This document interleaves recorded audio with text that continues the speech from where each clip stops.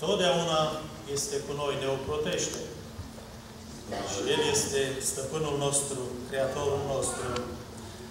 M-am dus cu gândul la fratele Ioan Saș, când a predicat duminica trecută și spunea el în una din predici că este bine și frumos să fie rusalii în fiecare zi din viața noastră. În fiecare clipă din viața noastră. Să fie rusalii în fiecare program din biserica locală de aici. Este lucru frumos, așa-i? Doamne, dă-ne putere, Doamne, să înțelegem acest lucru minunat. M-am dus cu gândul la un verset foarte, foarte frumos și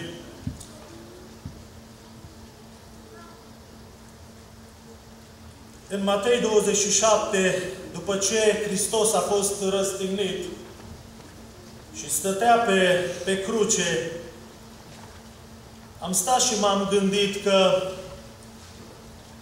este atât de mare trebuință și pentru noi din zilele noastre să avem această imagine a crucii în fața noastră, în viața noastră de zi cu zi. Un verset din Matei 27 spune așa: apoi au șezut jos și îl păzeau.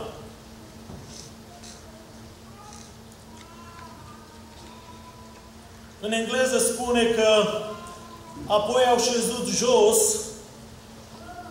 și priveau la el de acolo.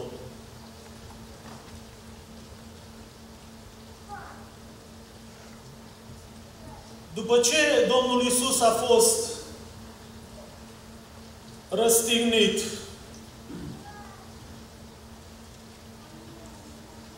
acești oameni care au făcut atâtea Domnului Iisus Hristos lucruri rele, spune că l-au dezbrăcat de haina Lui și l-au îmbrăcat cu o haină stacojie. I-au împletit o cunună de spini pe care i-au pus-o pe cap și i-au pus o trestie în mâna dreaptă. Apoi își băteau joc de El. Vedem o categorie de oameni aici care stăteau și priveau la El, care l-au batjocorit și l-au răstignit. Vedem o altă categorie de oameni care stăteau acolo la cruce și îl priveau. Erau niște trecători care își băteau joc de El și dădeau din cap și ziceau: Tu care strici templul și îl zidești la loc în 3 zile, mântuiește-te pe tine însuți, dacă ești Fiul lui Dumnezeu, coboară-te de pe cruce.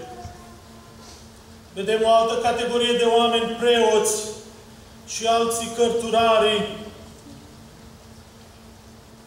care erau acolo. Și vedem și pe usurtași și cei ce păzeau pe Iisus împreună cu El. Și mai vedem o altă categorie de oameni, cei care l-a slujit pe Iisus. Acești toți erau îndreptați către cruce, către cel răstignit. El de acolo, ei priveau la El. Același lucru se întâmplă poate și în zilele noastre. Despre mulți oameni se spun că vin în adunări și stau și privesc ce se întâmplă acolo, ce se întâmplă în jurul oamenilor lui Dumnezeu. Unii vin și stau în adunare și ascultă despre Iisus Hristos, despre suferințele Lui, despre îndurarea Mântuitorului, dar câteodată cu ce rezultat?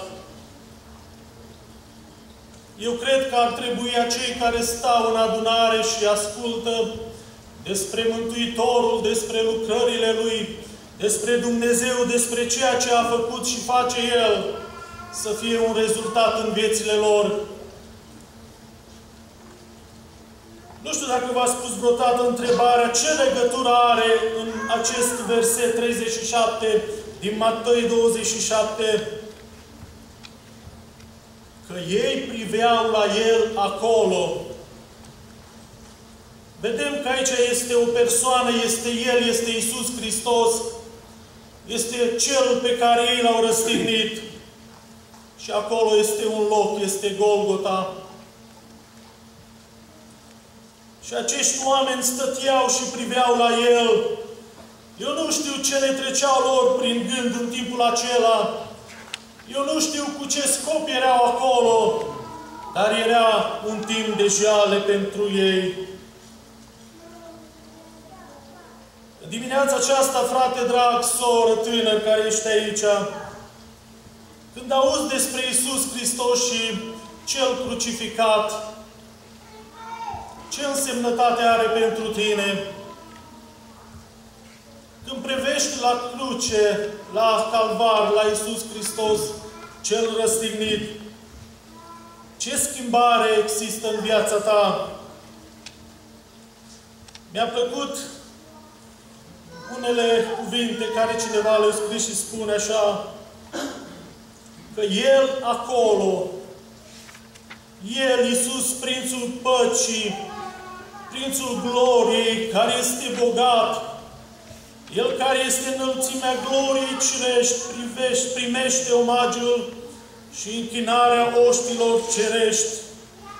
El de acolo, întins pe un trunchi blestemat, mânjit cu praf, sudoare și sânge, vezi ceea ce Regele Gloriei vede, cum atârnă și se stinge Fiul lui Dumnezeu.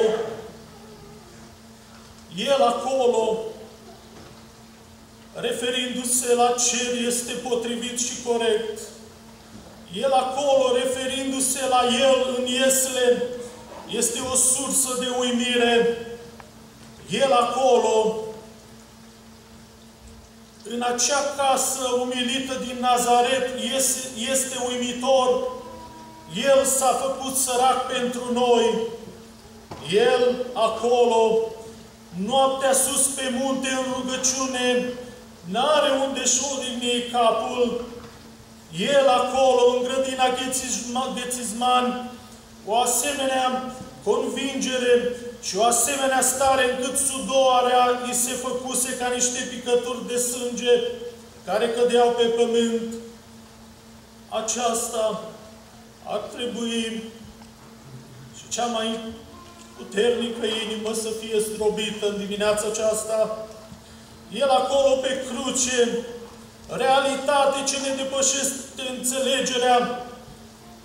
Poate nu vei mai sta jos într-o stare de indiferență spirituală, uitându-te la El, ci te vei ridica și vei veni să-ți mărturisești păcătoșenia și necredincioșia față de El, pentru că El se află acolo pentru tine, în odaia și casa ta, El, Cel fără de păcat.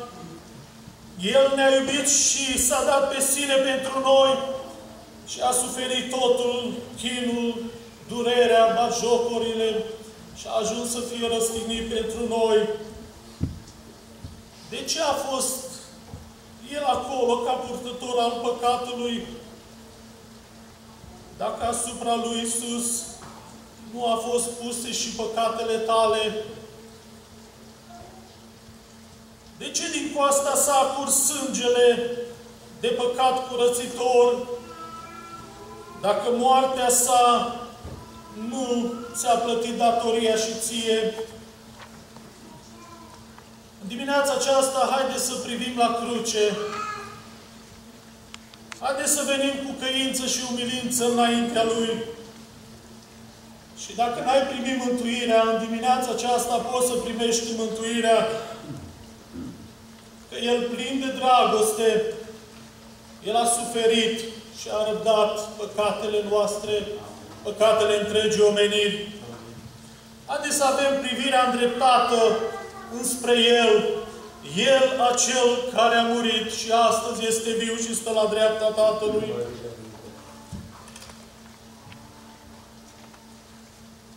Sultașul și cei ce păzeau pe Iisus împreună cu El,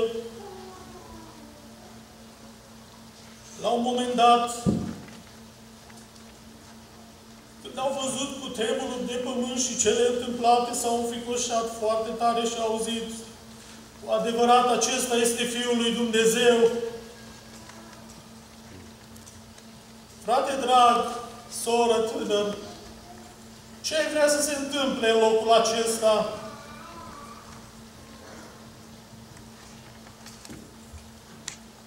Cât de tare ar trebui să fie zguduită cetatea din locul acesta ca să poți să crezi în Cel care a fost crucificat?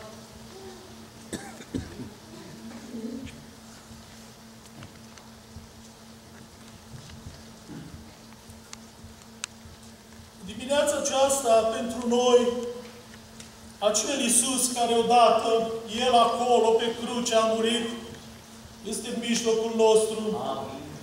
Și astăzi mijlocește pentru noi, pentru oricare ai fi aici. Amin.